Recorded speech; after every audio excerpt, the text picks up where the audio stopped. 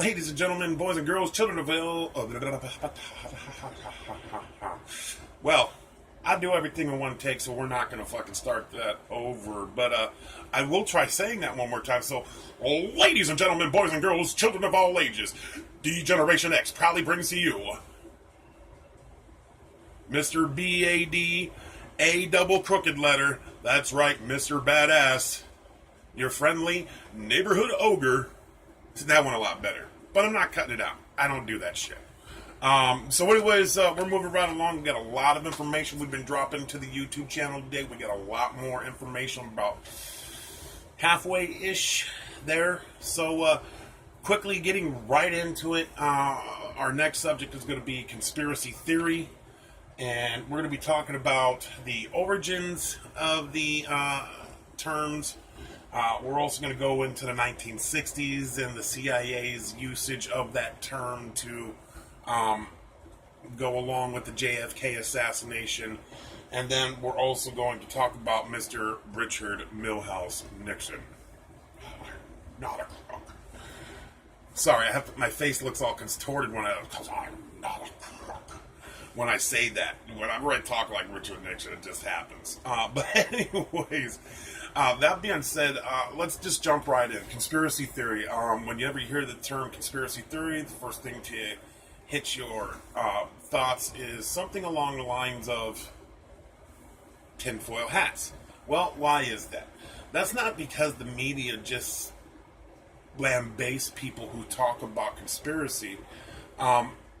This has been going on for quite some time. It was actually in the 1870s to the 1890s that the terms conspiracy and theory were possibly put together. They have a couple instances out there, but they're really flimsy as compared to the compared usage of conspiracy theory today.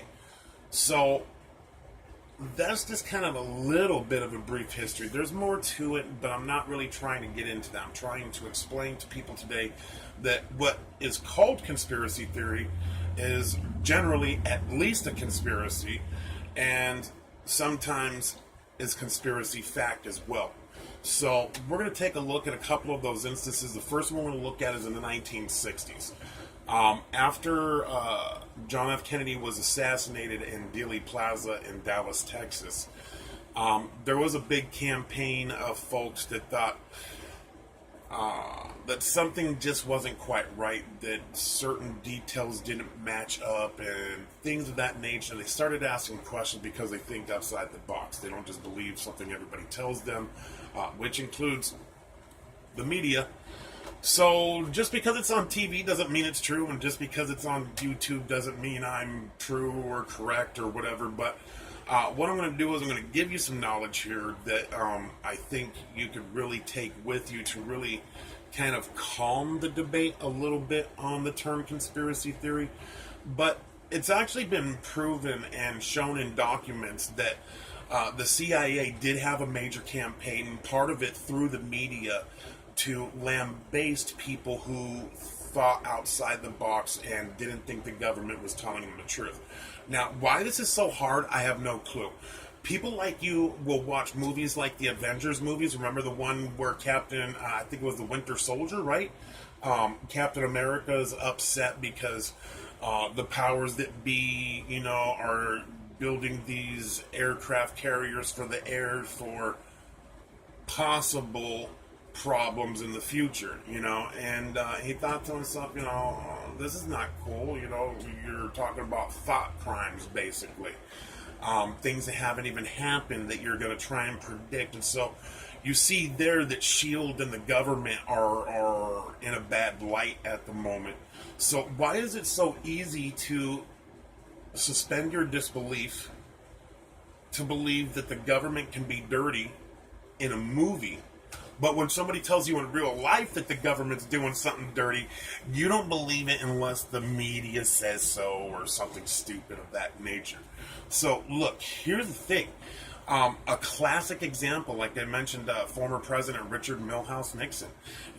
What he told everybody was just a conspiracy and that he wasn't a criminal turned out to be conspiracy fact, and we all know now that he is a fucking criminal, was a fucking criminal, did all the shit that they blamed him on when they found out about Watergate and everything. He fought it tooth and nail right to the end, just like old Clinton when he did the whole "I didn't have no sexual relationships" bullshit, and then fucking, hey, look, I don't know about you, but a sexual relationship can be oral, right? You know, and if I'm taking a cigar and sticking it inside of a fucking person, I would probably consider that in the form of something sexual. And if you have a relation with them of any sort, then that makes it sexual relations. So it's the same thing. You're gonna see people that are gonna fight tooth and nail. You know, I mean, conspiracy is funny.